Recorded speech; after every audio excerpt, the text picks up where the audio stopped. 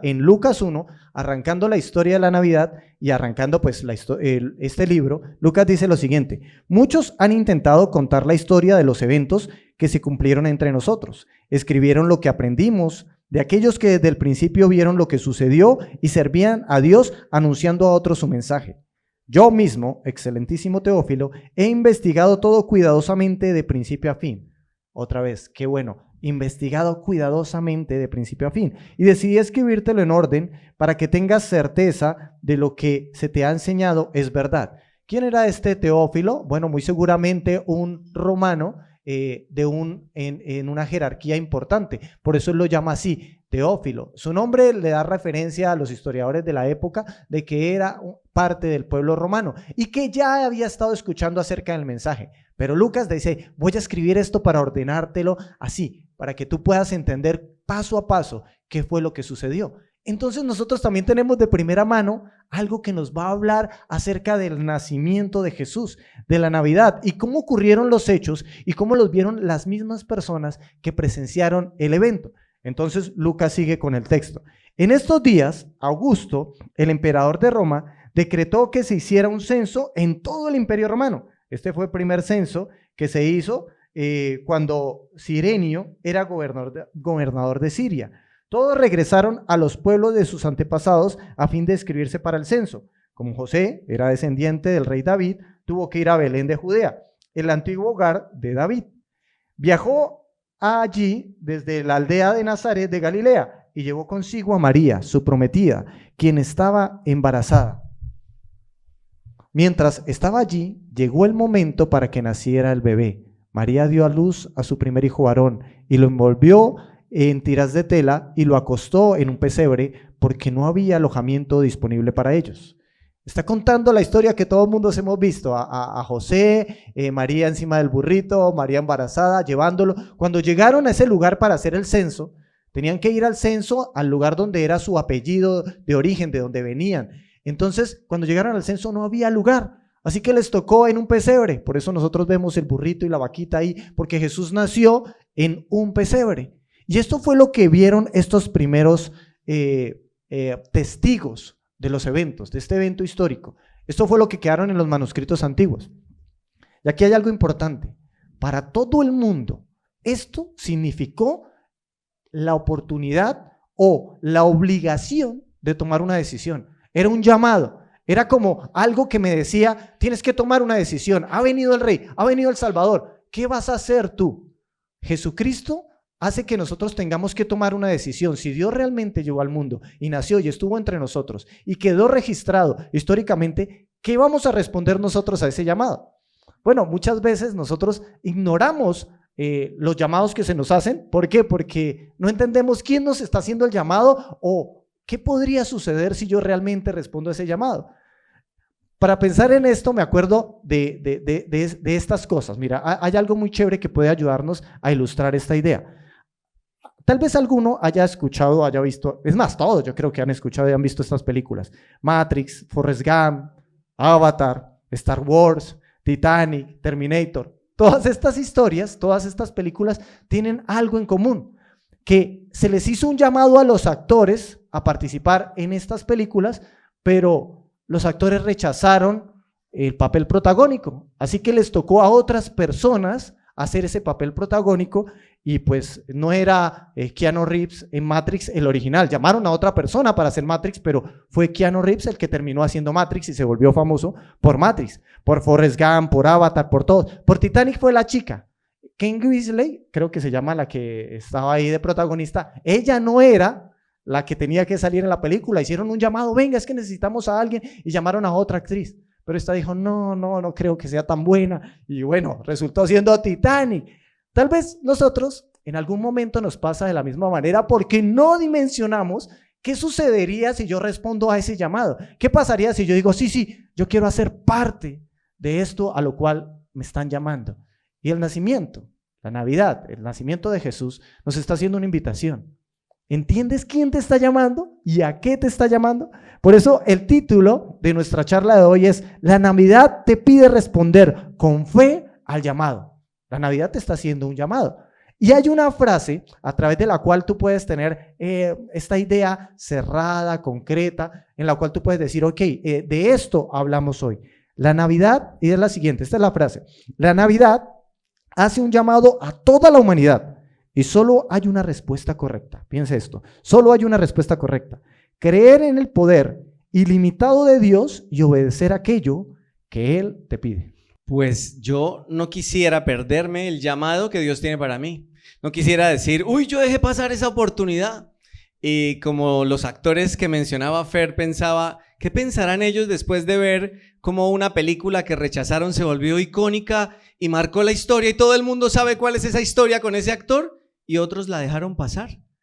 Yo no quiero ver el poder de Dios actuando en la vida de otro y no en la mía. Yo no quiero ver a Dios cambiando la historia de otras personas en lugar de cambiar la mía. No quiero llegar, abuelito, diciendo, oye, yo vi cómo Dios hizo muchas cosas en la vida de esta persona y no lo hizo en la mía.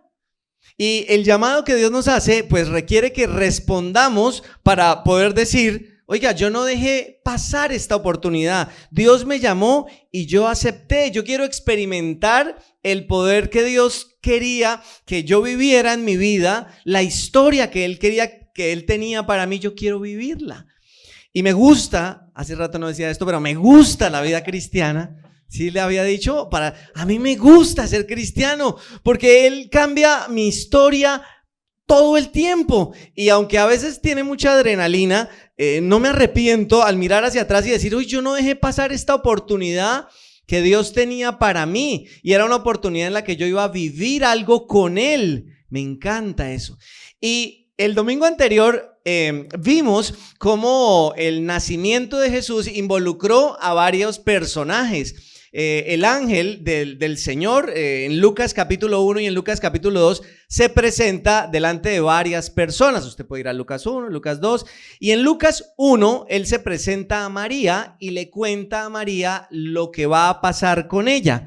Y para que se ubique, el domingo pasado hablamos de quién era el que venía, qué significaba lo que el ángel le estaba revelando a María y luego a los pastores, que venía el Rey Salvador. Pero hoy no vamos a hablar de quién venía, hoy vamos a hablar de los que recibieron el mensaje, porque la vez pasada fue María la que escuchó el mensaje, pero no dijimos qué fue lo que María hizo. Y entonces este es el pedacito de la narración en donde María se enfrenta a esta situación.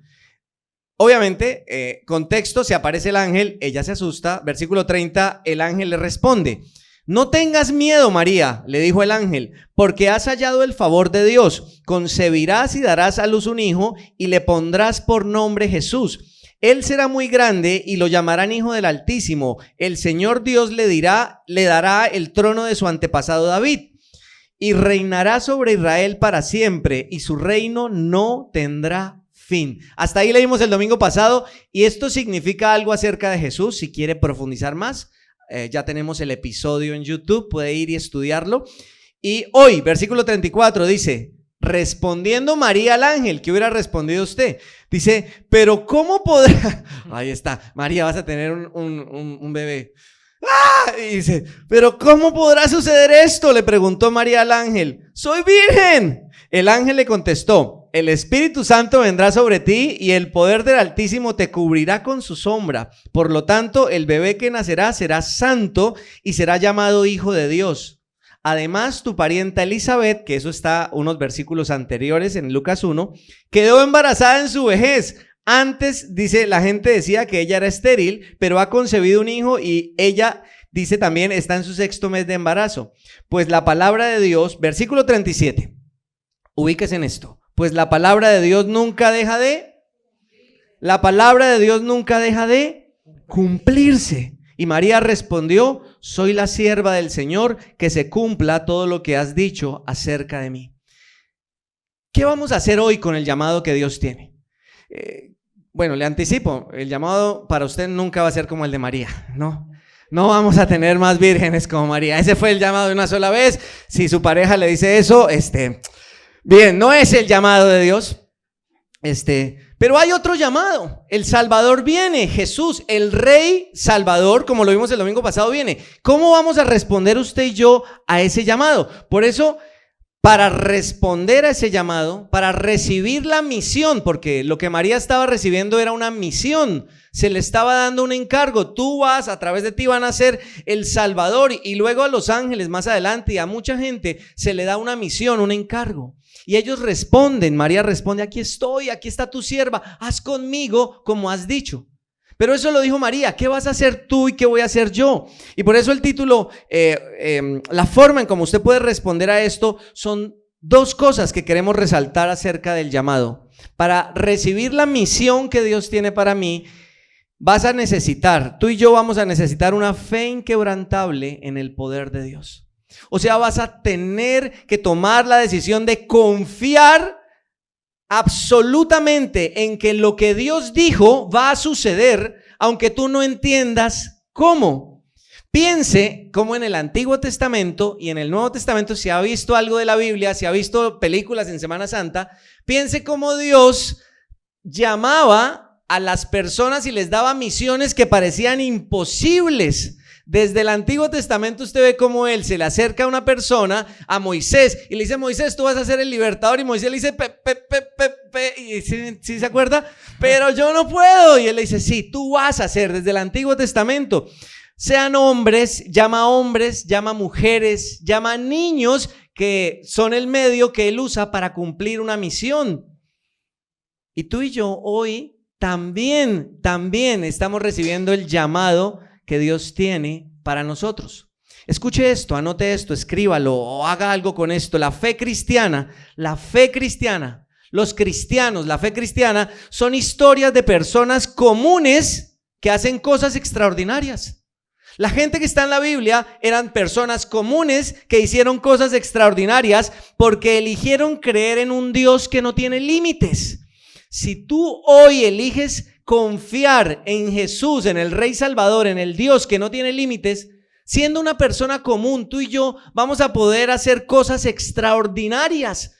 Pero ¿qué va a poder hacer usted si usted siempre ha sido así? Usted nunca va a cambiar, pero sí. Y entonces usted puede empezar a escuchar todas las voces que le dicen: eso no va a pasar, eso no va a suceder, usted no va a poder vivir como la Biblia dice que hay que vivir.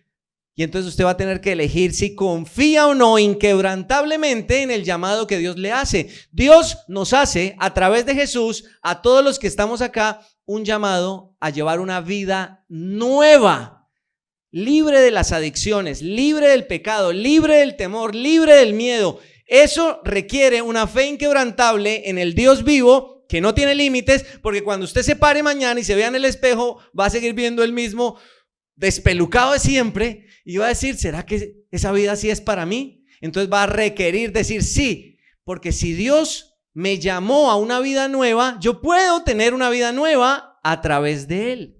Y quiero entonces que mire el siguiente texto. Bueno, fe inquebrantable en el poder de Dios es la idea. Ahora, mire, él identifica. Dice: responder al llamado de Dios requiere una fe que se enfoque en su poder y no en las circunstancias o en la debilidad humana. ¿Cómo hago para tener una fe inquebrantable?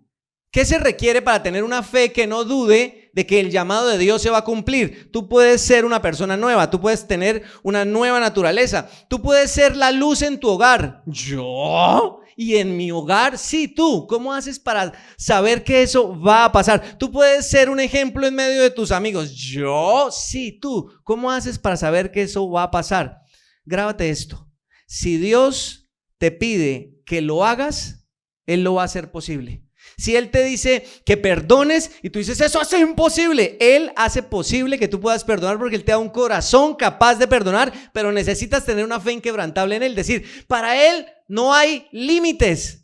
Tal vez las heridas que yo llevo, tal vez la inseguridad, es que a mí me dejaron caer de la cama 3 veces de niño, yo nunca voy a cambiar. Y si Dios te dice que tú vas a cambiar, que tú puedes hacer algo para tu familia, para tu hogar, en tu empresa, si Él te dice que tú puedes hacer algo para Él, si Él te pide que lo hagas, Él lo va a hacer posible. Si Dios dice que es su voluntad para ti, puedes hacerlo.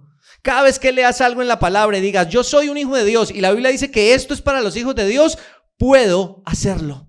Porque la Biblia dice que es la voluntad de Dios que yo lo haga, Él me va a dar el poder. Si Él me pide que camine sobre el agua, entonces yo voy a poder caminar sobre el agua. Si Él me pide que camine sobre las ofensas y responder con el otro puño, voy a poder hacerlo. Si Él me pide que camine en paz en medio de las circunstancias difíciles, porque todo aprieta, pero Él dice, ¿y tú puedes tener paz? Tú puedes tener paz, pero necesitas creer en el Dios del poder ilimitado. Mira, pensando en la fe inquebrantable, para que tengas un contraste muy sencillo, solo piensa en esto. En Marcos 6 dice una descripción de lo que es tener y de lo que no es tener una fe inquebrantable. Lo que no es tener, Marcos 6 dice, y Jesús no pudo, dice que estando en medio de las personas que lo conocían, Jesús, dice, y Jesús no pudo hacer ningún milagro allá. ¿Cómo? Jesús no pudo, dice, lo único que hizo fue imponer las manos a algunos enfermos y sanarlos. Y Jesús estaba muy sorprendido de la falta de fe de la gente de su pueblo. Así que siguió hacia los otros pueblos enseñando a la gente. La falta de fe, dice que fue el motivo por el que él no pudo hacer muchos milagros. Y esto no es una apología a toda esa teología rara que dice que si tú crees lo logras. No, tú puedes creer lo que quieras, pero si no es la voluntad de Dios no lo logras. A Él no logra. Tú no le puedes hacer una llave de judo a Dios con la fe. La fe no es para hacerle una llave de judo. La fe es para colaborar con lo que Él tiene para ti. Y si no tienes la fe, no sucede. En cambio, mira esta otra situación. Dice que un hombre, dice versículo 3 de Marcos 2, llegaron 4 hombres cargando a un paralítico en una camilla. Y como no podían llevarlo hasta Jesús debido a la multitud, ¿sí? Los 4 amigos querían que el paralítico se encontrara con Jesús, a ver, porque Jesús tenía algo que ellos necesitaban. Y dice que había una multitud, entonces dice, y como no podían llevarlo, abrieron un agujero en el techo encima de donde estaba Jesús. Y luego bajaron al hombre en la camilla justo delante de Jesús. Y al ver la fe de ellos, Jesús le dijo al paralítico, hijo mío, tus pecados te son perdonados, y luego lo sanó. ¿Al ver qué? La fe, porque eso es lo que Jesús quiere que se despierte en nosotros, una confianza en un Dios ilimitado. Si tú te enfocas, escucha esto, sencillo, muy fácil.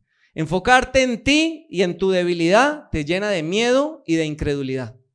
Si Dios te dice que hagas algo, pero tú te miras a ti mismo y dices, yo no tengo los recursos, es cierto, tú no tienes los recursos, pero Él sí. Entonces, si tú te enfocas en ti, te paralizas. Pero si te enfocas en Él, avanzas. Por eso la fe cristiana se basa en enfocarnos en lo que la palabra dice. Por eso es tan importante que tú consumas la palabra, que tú la medites. Cuando Dios le dice a Josué, Josué, no tengas miedo ni te desanimes, no es porque Josué fuera el superhéroe, él no era el Avengers que iba a poder entrar y tomar la tierra prometida. Él era un hombre común. Así que Dios le dice a Josué, no tengas miedo ni te desanimes, yo estoy contigo y mantén tu mente y tu corazón en mi palabra y en mi ley. O sea, haz lo que yo te diga que hagas. De eso se trata. Me centro en mí, me paralizo. Me centro en Él, avanzo. Me centro en mí, ¿qué pasa? Me paralizo. Me centro en Él, ¿qué pasa? Ya, pruébelo sencillo ahorita en Navidad, en todo lo que va a pasar. Hay milagros que van a suceder como usted espera. Esos son un poquito más fáciles. Es irónico, un milagro fácil, pues no es que haya. Pero es fácil cuando el milagro sucede como usted espera. Lo difícil es cuando Él obra como Él quiere y a pesar de eso es un milagro. En esos momentos Él requiere una fe inquebrantable de parte suya. Recuerde que usted es cristiano. Si es cristiano, usted sigue a un Salvador disruptivo. Usted sigue a un Salvador que nunca cumplía con los parámetros que los demás esperaban. A este ciego lo sanó poniéndole las manos, pero luego a este otro hizo una bolita de barro y se la puso en los ojos, y luego al otro le dijo, ya, mire, vea. Él siempre hacía las cosas distintas, pero él lo que siempre hacía era seguir la voluntad del Padre para cumplir lo que era bueno, tanto para Dios como para la humanidad a la que había venido a salvar. Primer forma de responder a Dios, a ese llamado que Él tiene, con una fe inquebrantable. Y nos vamos con lo segundo, la segunda manera de responder al llamado de Dios. El llamado de Dios en ese momento se manifestó mostrando que iba a venir el Salvador y iba a venir el Rey. Así que había una respuesta, por ejemplo la de María, y dice, yo creo que Dios puede hacer cosas imposibles, y se centró en su poder y se enfocó y puede recibirlo. ¿Qué pensaron entonces los pastores? ¿Cómo recibieron ese llamado los pastores? Está aquí en este texto que dijimos que Lucas decidió hacerlo y ponerlo de manera ordenada para que nosotros pudiéramos entender qué fue lo que ocurrió en el primer siglo. Cerca de ahí había algunos pastores que pasaban la noche en el campo cuidando su rebaño y se les apareció un ángel del Señor. ¿Cerca de dónde? Cerca de Belén, cerca del pesebre. Y se les apareció el ángel del Señor y el esplendor de la presencia del Señor los rodeó y se aterrorizaron. Pero el ángel les dijo: no tengan miedo, traigo buenas noticias que les darán mucha alegría a todos. Hoy, en el pueblo del rey David, o sea, en Belén, les ha nacido un Salvador que es el Mesías, el Señor. Y como señal encontrarán a un bebé envuelto en retazos de tela, acostado en un pesebre. De pronto se unió al ángel una inmensa multitud, los ejércitos celestiales que alababan a Dios y decían: gloria a Dios en el cielo más alto y paz en la tierra para aquellos a quienes Dios se complace. Cuando los ángeles regresaron al cielo, los pastores dijeron unos a otros: vayamos a Belén, veamos esto que ha sucedido y que el Señor nos anunció. Los pastores estaban ahí y vieron algo impresionante. Dios le estaba dando un llamado. No sé si notan cómo Dios los está llamando, pero podrían quedarse ahí diciendo: espectacular esto que vimos, ok, lo creemos, es súper poderoso, pero no hacer nada. Sin embargo, ellos dijeron: no, vamos, vemos, vivimos y disfrutamos a lo cual Dios nos está llamando. Por eso, este punto 2, o la manera en cómo nosotros podemos responder, es siempre, como decía en el punto 1, con esa fe inquebrantable, pero 2, con una fe práctica. No una fe inmóvil, mire que ellos no se quedaron quietos, era una fe que exigía movernos, es esa fe práctica. Pensemos en esto, identifica. Responder al llamado, lo podemos ver ahí en pantalla, responder al llamado de Dios requiere una fe obediente, no solo palabras buenas, no solo palabras o buenas intenciones, sino acciones que honran y dan a conocer a Dios. Lo que Dios quiere es que mis palabras realmente, que no se quede solamente en palabras, que yo termine actuando, que no solamente yo diga: sí, yo creo en Dios, Dios me está llamando a algo, mi vida es una vida espiritual, yo me rindo a Dios, y al final no haya una acción que vaya detrás de esta decisión. Estas palabras, por ejemplo, una de las leyes curiosas y graciosas que han salido en el mundo, una de ellas ocurrió en Japón y la otra ocurrió en Italia. La que ocurrió en Japón era una ley que les pedía a las personas dentro de las empresas que les midieran a los empleados la circunferencia o el perímetro del abdomen para a ver si estaban en sobrepeso o no. Entonces a las mujeres se le exigía una medida, a los hombres otra, y estaba esa ley fue en el 2008 y se llamó la ley Metabo. ¿Quieren que les diga cuánto tenían que medir el perímetro de los hombres mayores de 40 años? ¿Las mujeres? No lo voy a decir, dejémoslo, no lo voy a contar, pero sí ¿qué sí ocurrió? ¿Qué sí sucedió con esa ley? Hubo culpa, hubo vergüenza, hubo muchas cosas, pero lo que no hubo fue una transformación real en la salud física de las personas que estaban bajo esa ley. O sea, aunque se dijera de palabras, había muchas cosas que se necesitaban hacer para que hubiese un cambio en la salud de las personas. No solamente las palabras, hay intenciones. Inclusive hay una ley que fue simbólica en un pueblo en Italia. Esto ocurre en el 2012 y ocurre porque hay un colapso en los cementerios. O sea, ya no cabe más gente en el cementerio, ya no caben más muertos. Y entonces la ley decía: prohibimos morir a la gente en este lugar. Y es curioso, ¿cómo puede alguien prohibir eso? Esto no se puede cumplir. Y aunque se diga de palabras, lo que Dios me está pidiendo a mí es que no sea así, que no sea un acto de palabras que al final no va a producir ningún tipo de efecto. Miremos lo que hicieron estos pastores que nos narra la carta de Lucas. Versículo 16 dice: fueron deprisa a la aldea y encontraron a María y a José. Entonces llegaron y vieron a esos dos personajes. Qué bonito, encontraron a María, a José, y allí estaba el niño acostado en el pesebre. Después de verlo, los pastores contaron a todos lo que había sucedido y lo que los ángeles les habían dicho acerca del niño. O sea, que era el Salvador, que era el poderoso, que era Dios ahí en medio de ellos. Versículo 18 dice: y todos los que escucharon el relato de los pastores quedaron asombrados. Pero María guardaba todas estas cosas en su corazón y pensaba en ellas con frecuencia. Los pastores regresaron a sus rebaños, glorificando y alabando a Dios por todo lo que habían visto y oído. Y todo sucedió tal como el ángel les había dicho. Así como el ángel les había dicho, había sucedido.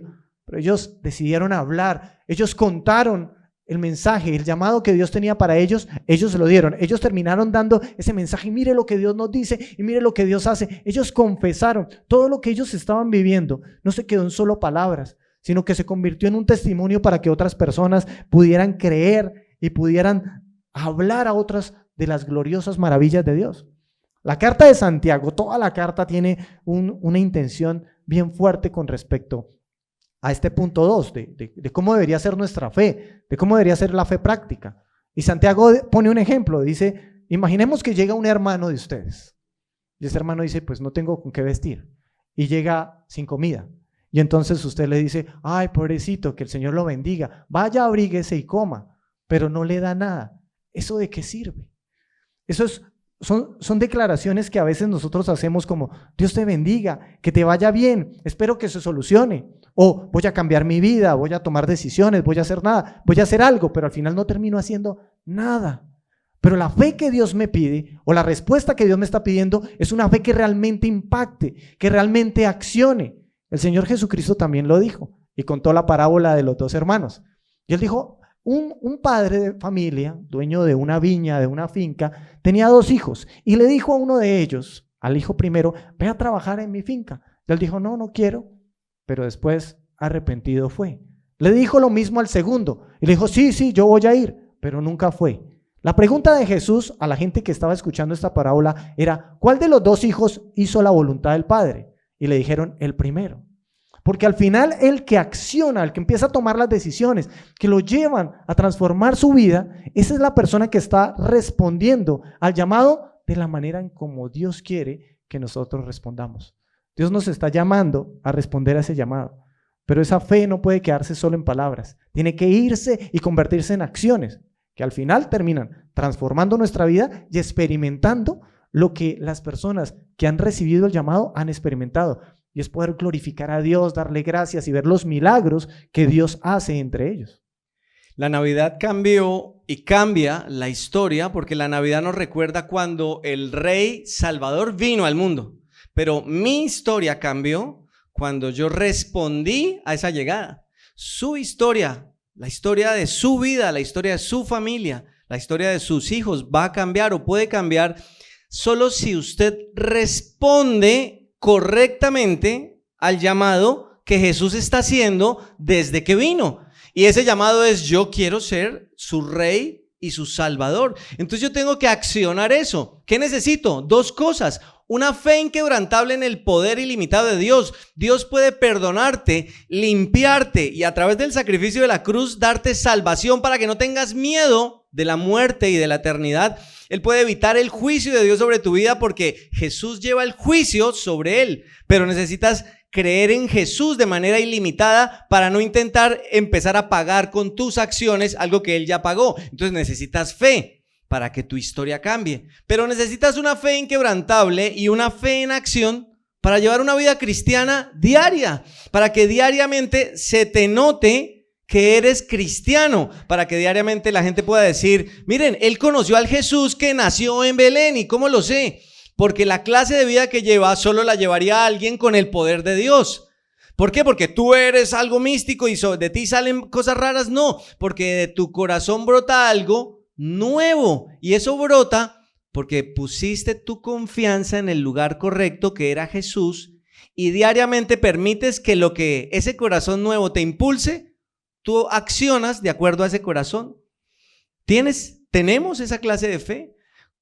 ¿Cómo vamos a terminar este 2025? ¿Cuál es la fe que nos va a definir? ¿Una fe inquebrantable porque conocemos a Dios, o una fe que pone en duda muchas de las cosas porque Dios no quiere hacer su voluntad a mi manera? Y dudamos de Él no porque creamos que no tiene poder, sino que dudamos de Él porque no hace el milagro como yo quiero que pase, porque no sucede como yo espero que suceda. Mi fe necesita ser inquebrantable en la soberanía y el poder de Dios, o sea que Él tiene el poder de hacer como Él quiera, y es bueno. Pero también necesita una fe obediente, porque una fe práctica es eso, es una fe obediente. Voy a terminar este 2025 con esa lista negra ahí en mi corazón. Todavía sigo mirando y tachando a la misma persona y retacho y remacho. Ya es tiempo de que en lugar de tacharlo, lo borre a través del perdón. Porque si yo recibí el perdón de Dios y yo era lo malo que era y Él me perdonó, ¿cómo yo no voy a perdonar a este que no lo merece? Por eso amamos a nuestros enemigos, porque les damos lo que Jesús nos dio a nosotros, sin validar lo malo que ellos han hecho. Tú sabes el llamado que Dios te está haciendo. Él quiere que tú creas en Él. ¿Tú recibes ese llamado? Mira la afirmación. La Navidad hace un llamado a toda la humanidad para pasar de muerte a vida. Y aunque el llamado es para toda la humanidad, no toda la humanidad recibe el llamado. Por eso no es una salvación universal. Por eso creemos que con urgencia las personas necesitan escuchar el evangelio, porque van a pasar de esta vida a la otra y se van a enfrentar a Dios, a un Dios justo.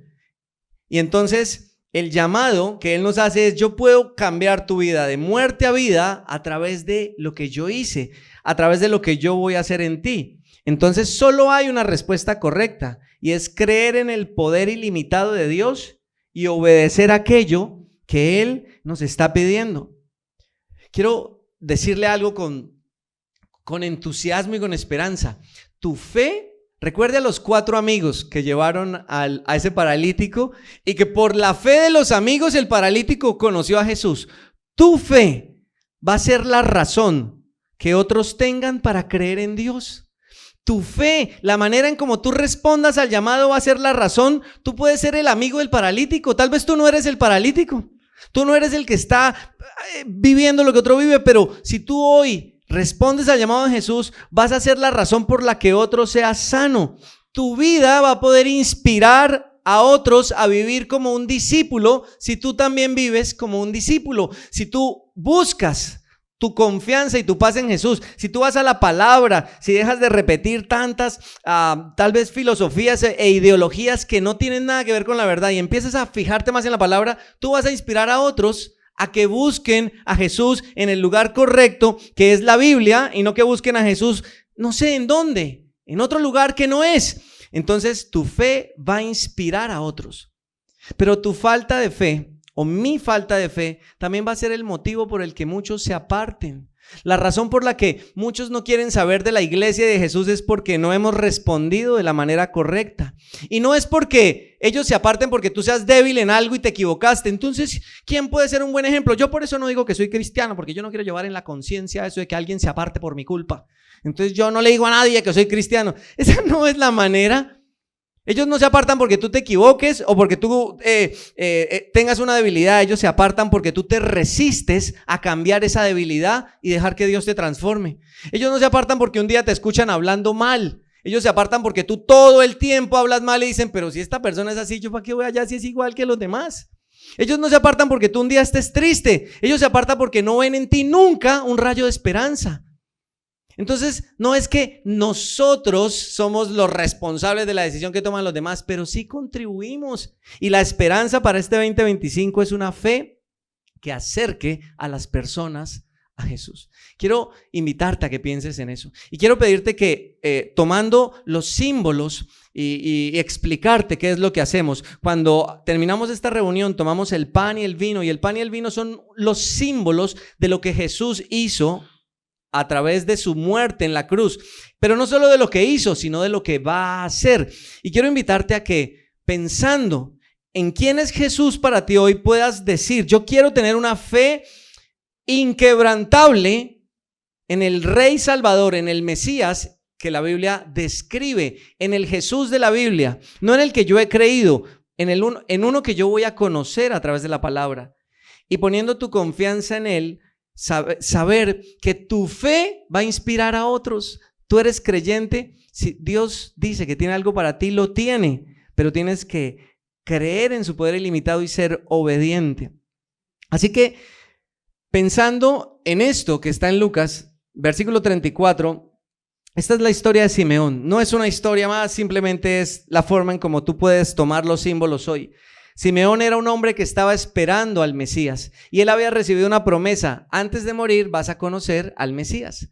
Esto está en Lucas capítulo 2, después de los pastores. Y cuando María y José van al templo a circuncidar a Jesús, después del tiempo que la ley exigía, ¿sabe quién se encuentra con Jesús? Simeón. Él ya iba a morir, pero él todavía estaba esperando. Dios me dijo que yo iba a conocer al Salvador. Y entonces se encuentra con el bebé, versículo 34, y conoce al bebé, y en su corazón él sabe que ese bebé es el Mesías. Entonces Simeón les dio su bendición y le dijo a María, la madre del bebé: este niño está destinado a provocar la caída de muchos en Israel y también, ¿qué? El ascenso de muchos. Fue enviado como una señal de Dios, pero muchos se le opondrán. Y como resultado saldrán a la luz los pensamientos más profundos de muchos corazones, y una espada atravesará tu propia alma. No hay manera más directa de describir a Jesús, aquel que puede permitirme tener una vida nueva, o aquel que va a hacer que yo tropiece en mi propio orgullo. El llamado para tomar los símbolos es ver a Jesús como el único que puede salvarme, pero tal vez Él ha sido el tropiezo en mi vida. Hoy es una oportunidad para decir: no, todo lo que Jesús saca de mí, el malo no es Él, lo malo es lo que está dentro de mí, y a través de Él puede haber algo nuevo. Quiero invitarte a que te pongas de pie y a que puedas ir por los símbolos, y pensando en esto vuelvas y tomemos los símbolos sabiendo que hay un Salvador que puede darnos una vida nueva.